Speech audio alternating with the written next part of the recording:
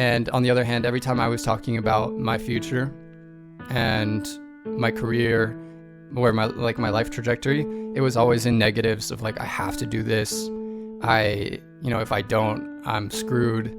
Just kind of like groaning and kind of being very reticent to make progress in things.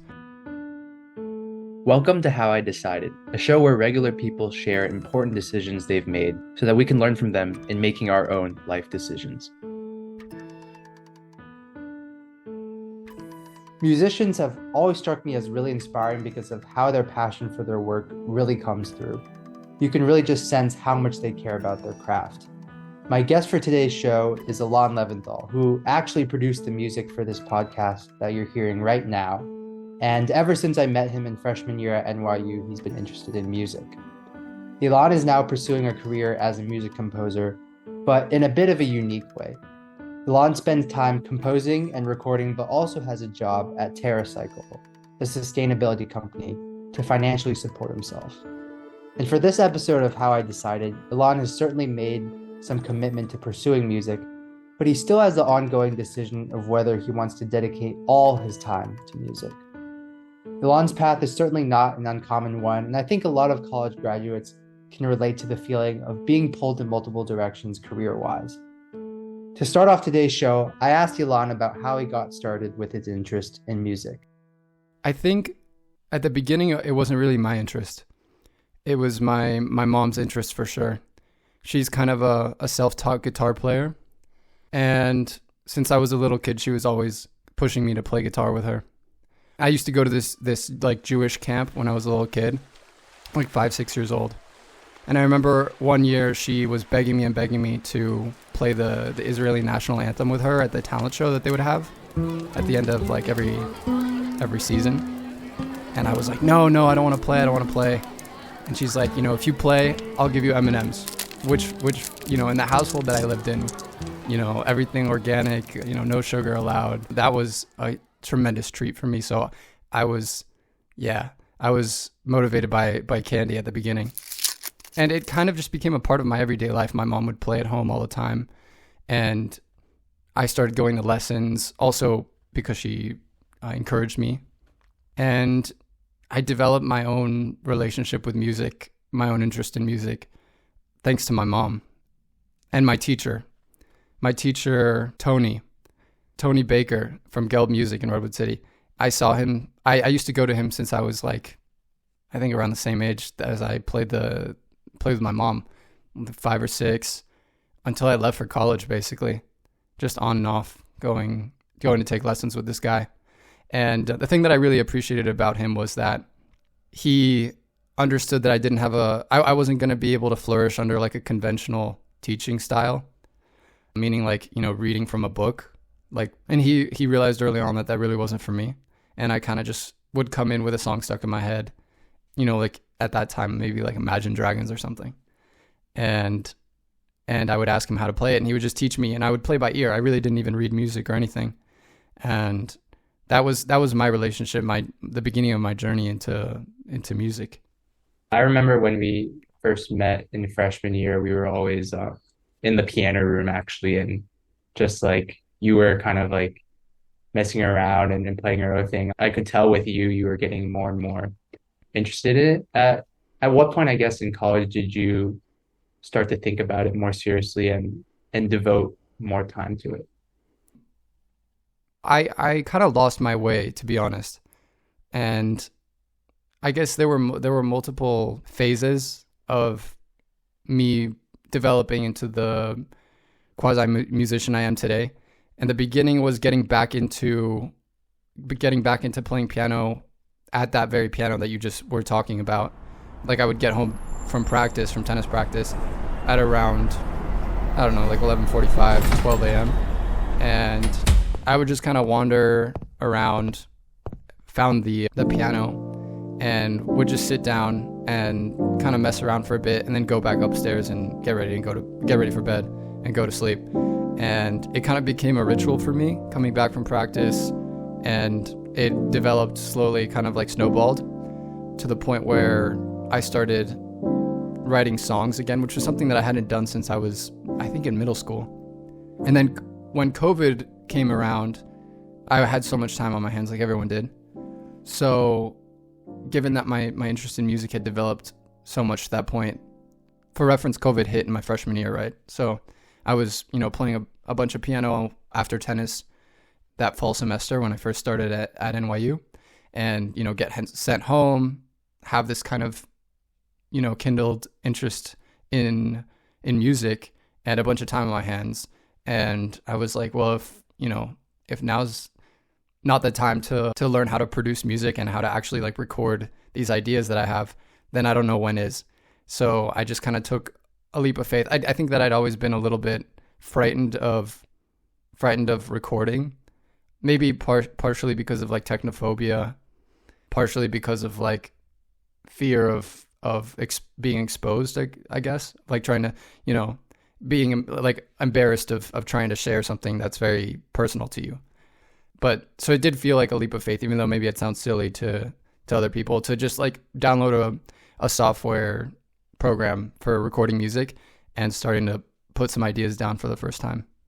Yeah, I really like that, especially you talking about how, going to the piano room after we had tennis practice together, and it almost became like a ritual. And I feel like that's how a lot of like interests start. Like you almost don't even think about it as something that you're actively trying to get better at. It's just something you enjoy doing, and it's like part of your life. I know in an earlier conversation we had, you talked about almost like your like deepening of the interest from music as a series of like realizations over time. Could you like share a couple of those stories of how you kind of saw that this was something that you were really like excited about? I think the most instantaneous realization I had was when I was hanging out with my friends and I was showing them my music, and I felt such intense satisfaction at being able to share my music with my friends. And I felt like complete in a way that I hadn't really felt from maybe other hobbies that I did, or, other things that I was putting work into. And I think in that moment, it kind of clicked for me that this is something that I could actually do for the rest of my life. When in reality, when before it just wasn't so concrete, or I just couldn't fathom spending my life doing something artistic. Growing up in a culture like Silicon Valley, I guess that was something that definitely influenced me from a young age, where I guess the standard of success is, I don't know, being like a startup founder or something. And so I don't know, it became so real and visceral in that moment that music was something that was special for me. That you had like people listening and Yeah. like enjoying your music and that sort of thing. I want to dive a little deeper into that idea of like not being able to fathom this kind of, this kind of path for yourself. Like, why do you think for you personally that was something that was like hard to overcome? I think that just like anybody else, I looked for ways to pursue success, I guess. So I looked for models for success, I set these kind of expectations for myself, and I guess also out of a feeling of anxiety, like not knowing exactly what I'm going to do with my life. Like I'm here, I have to do something, right? And I kind of came up with a very rigid plan for what my life should look like so that I could, have security, have purpose. And I don't think that music was fell into that plan. The two were definitely in contradiction.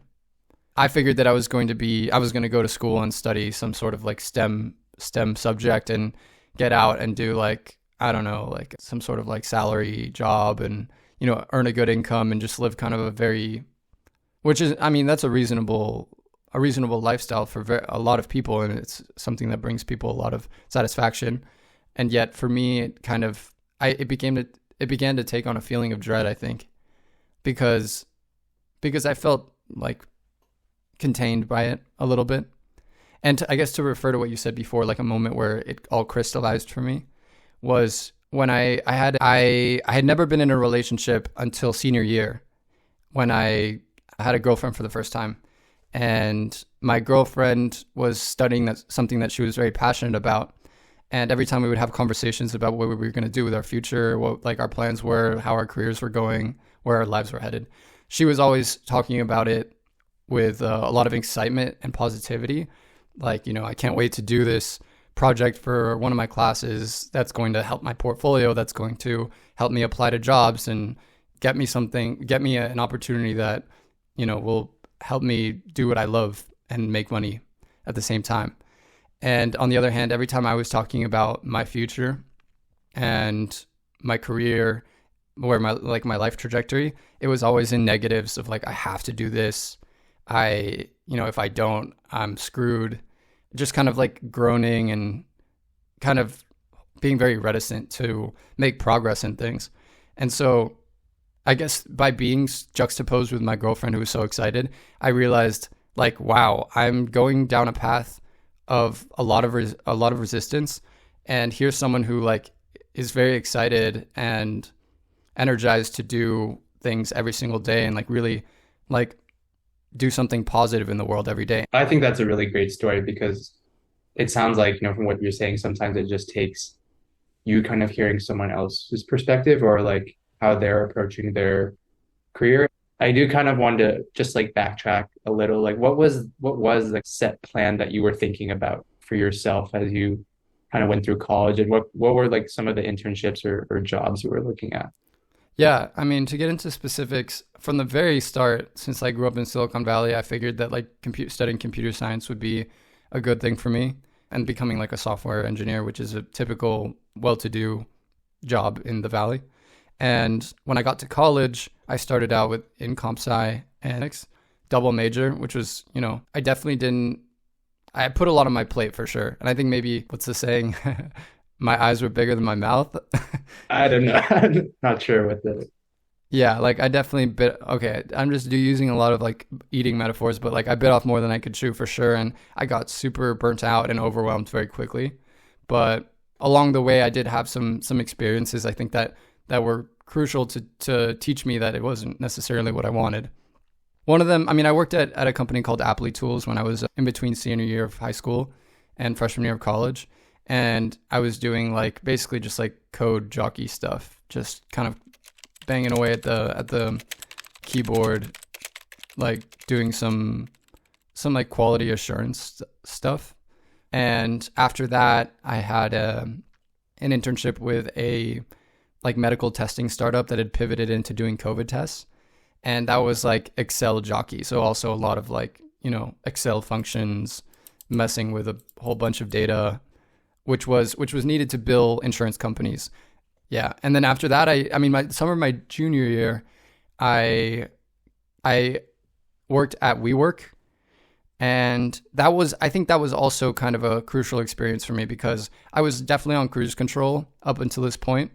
But I spent a summer working at the Latin American franchise of WeWork in Mexico City. And I had a good time. It was a good cultural experience for me to be in Mexico. But at work, I was basically a ghost. Like I would do my deliverables and basically not interact with anyone and try to keep my head down so I wouldn't get any more work. And looked like during that internship, I was like, I'm not really even here. I don't want to be here. There's people who like, the advice I would get was like, take people out to lunch, figure out what this person does, what the other one does, like figure out what kind of impact you can have, even though you're a temporary worker. And yet I just had no interest, which if I could give advice to people who are listening, a big lesson that I learned is like, if something doesn't work for you, like you don't have an interest in something, you're not good at it. Maybe this is obvious to people, but to me, it just wasn't. Like, it might just not be for you. It might not be you that's the problem. It might be the thing that you're doing that's the problem. And you shouldn't be so quick to blame yourself. I think I was definitely pretty tough on myself and said like, you have to be doing these things, always forcing myself to do something that I didn't want to just to get out of the way.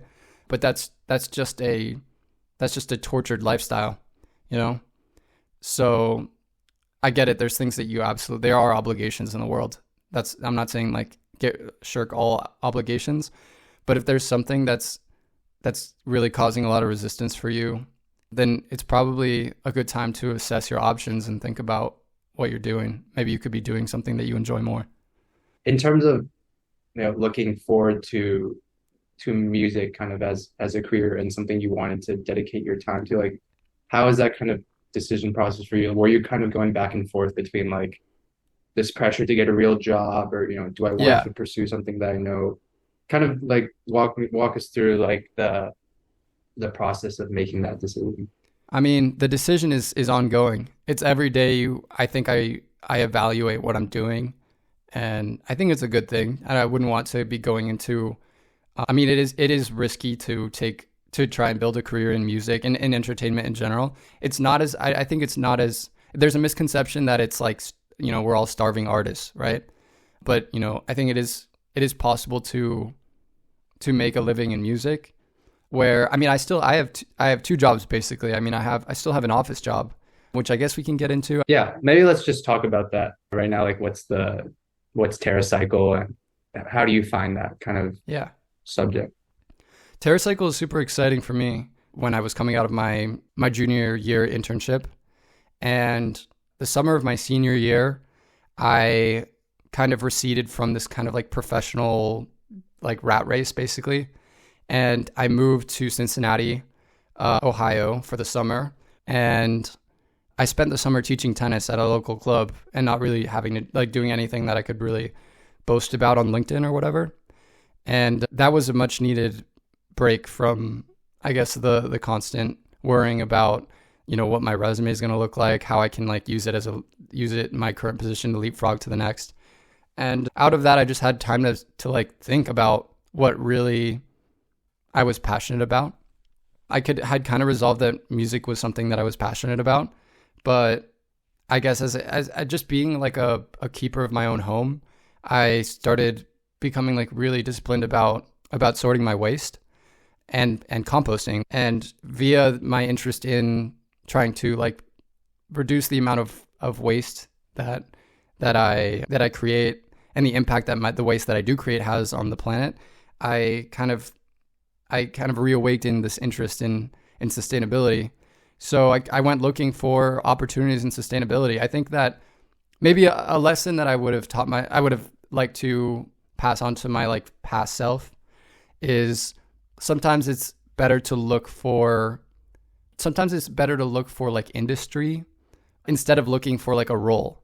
Because I was very role focused when I kind of discovered my interest in sustainability. I was able to find roles that didn't necessarily fit exactly what I had majored in or what my like previous experience had been in, but I was so connected to the work that I became instantly more effective as a worker. And now I have a much better relationship with my professional life. I'm more hungry to get work, to be productive, to learn from my peers and my like superiors. And that's why it's been a blessing for me to work for Terracycle and their subsidiary Loop, who I'm currently working for here in Paris. And yet my real priority, the thing that I guess I work for, that I imagine myself in 10 years being my full-time career is music. So yes, I say it's an ongoing decision because it's not like I'm supporting myself 100% from music. And in fact, I think a lot of musicians are not. A lot of them have two jobs, maybe even three. And because it's important to make ends meet, obviously, even if you're trying to pursue your passion. So to recap, you took that kind of the summer after you graduated from NYU to kind of just lay low for a bit, not really think too much about like, padding your resume. And it gave you some time to really think through and reflect about what it is you want to do. And also the point you mentioned about not just looking for a specific role maybe, but to also think about like what topic or problem in the world that's interesting for you to solve and going after that. And would you advise that for people who are like, say, like a bit stuck, their, graduation is like fast approaching, they're not really sure. Would you kind of recommend just taking a little bit of time as opposed to maybe just finding any role that's out there and to be employed? Yeah, I absolutely think that you should take time to yourself. If you're feeling like you're kind of barreling down a path that isn't to your liking, that you have like a lot of reservations about, always take time to think. I do think that the hustle and bustle of New York City was like clouding my thoughts. Like I'm Yoda and the force is clouded. And yeah, it just gets in your head. There's a lot of people that are very competitive in New York and they do well for themselves, but sometimes it doesn't do well for other people who I think get overwhelmed. I was one of those people. I got totally overwhelmed by New York and I needed to get out and get a new perspective on things. I think an interesting question that arises from this idea of musicians having multiple jobs to kind of support themselves is, how do you know when is the right time for you or in your life to fully commit to that? And the reason I also bring this up is I remember actually we had a conversation, I think it was like on the subway to practice for team practice, and talking about how you wanted to give yourself the proper chance at music if you didn't kind of fully dedicate your time into it. And obviously in college you were busy with other things too, so you hadn't really had, you know, the chance to really give it your 100%. Yeah. And it was a great conversation because, you know, I felt the same way about tennis, and I was kind of thinking about my own decision about to dedicate more time for tennis. So I kind of want to pose that question to you, like how do you think you'll evaluate when is the right time to kind of go for it? I think at the moment, I'm still really new to all this. I mean, I graduated a year ago, less than a year ago, and it's basically an experiment for me. I think that at the moment, my main goal was to be a composer for film and TV and podcasts and video games and such. And that's better for me because like I'm hired on a job by job basis, as opposed to, let's say, an artist who gets revenue from streaming or from a record deal or from touring. And that kind of lifestyle, I guess, is harder to balance against a traditional career because, yeah, you like artists do make a lot of their money. I think most of their money from touring. But for me, what I enjoy the most really is composing for image, like film, TVs, and and podcasts as well and such. And I think at the moment I just don't have too much work, you know, like I'm getting the ball rolling and I have some projects that are, you know, they require in me to invest time, but not so much that it's impossible to pursue my other career at the same time. And if it comes, like if there's a day that comes that I feel like I'm really being torn between these two careers and it's causing me to like be worse at both, I think that's the moment where I really am going to have to take a decision. And as it stands, I think I would 100% go for music and composing because it is my passion. But obviously circumstances can change. I have the luxury of being like a young single guy with like no kids. I'm pretty free of responsibility, all things considered, this early in my life. So, you know, I that's why I say it's an ongoing decision. It's something that I meditate on every day. Yeah, I do want to ask, just like in terms of getting scope and scale, in like the average week, how much time would you be dedicating to music as of right now? Right now, I would say I'm not actively working on any projects right now, although I do have some music work that I'm putting time into. I would say I'm doing around between an hour and 2 hours a day right now.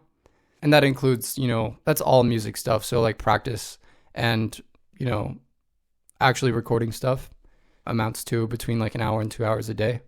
And I guess you could say more on weekends when I'm more free. But that's like fairly sustainable for me at the time. Right now, I work between 9 and 6. So it gives me like, I still have like a little bit of free time besides that to unwind. Yeah, it's not like I'm just wall to wall with music and career and cooking and gym and whatever. But one thing I wanted to ask you about that with this kind of music interest and this career that you're also pursuing, do you feel like it could like in any way be distracting? Because I could feel like some people might want to only have a sole focus. I really enjoy it. I think that I couldn't do just one thing. Even in college, like I majored in math and it was too much for me to just do math. I was doing like 1 or 2 math classes per semester to be able to graduate on time. And my other 2 to 3 classes would be humanities usually. Humanities are like social sciences. And that was something that really helped me because I needed a respite from, you know, something like really, really cerebral and quantitative like math. and I would go to, like a French philosophy class or something. And when I was like, okay, this is just hurting my brain, I don't want to think about these questions anymore, I would just go back to something like very objective, like math. And I enjoyed that pendulum between something more, I guess, abstract and something more objective. And I feel like I've done well for myself to recreate that dynamic in my professional life between, I guess, a more quantitative discipline like my career at Terracycle and my career in my attempt to become a composer. I think what I take away from my conversation with Ilan is if you're feeling a lot of resistance or dread in pursuing something in your career, maybe that's a sign to just take a step back and reflect on why you actually want to go down this route. And I think for Ilan, the summer months he spent in Cincinnati after college graduation really helped him with that. I think what's consistent with my guests thus far is that a little bit of time to yourself to reflect can actually really give you clarity on making your decision. So I encourage anyone who feels stuck or frustrated with the decision to maybe just not put as much pressure on yourself to analyze it in the current moment and just go out and have some fun and do the things that make you happy so that your brain can refresh itself and you can come back ready to think about it more clearly. Also, what's valuable from Ilan's story is this idea of the ongoing decision. Sometimes you don't have the ability to fully commit to something like music right away. So like Ilan, you're putting in time for one career and then also with music. And I think that's entirely okay. Decisions don't have to be immediately one thing or the other. And I think Ilan has found a great system for himself that works. And eventually he might make a decision to commit to music. But for now, he's developing his options and making both of those paths stronger. Thank you so much for listening to this episode of How I Decided. And now a little plug from Ilan on his musical work. I also linked his Spotify profile in the podcast description. So I have a short film that I scored that premiered a couple months ago. I think the director is now doing rounds on film festivals, but it'll be out probably on YouTube at some point in the future. So depending on when people are hearing this, it might be, accessible on YouTube. It's called The Bird Rescue Center, directed by Derek Knowles, he's a lovely, lovely guy, and he gave me the opportunity to score my first short film. In the future, I'll be working on my first feature-length film, and that will likely be released, I think, sometime at the end of 2024, maybe at the beginning of 2025. These things are always hazy, but there's definitely some interesting projects that are in the works.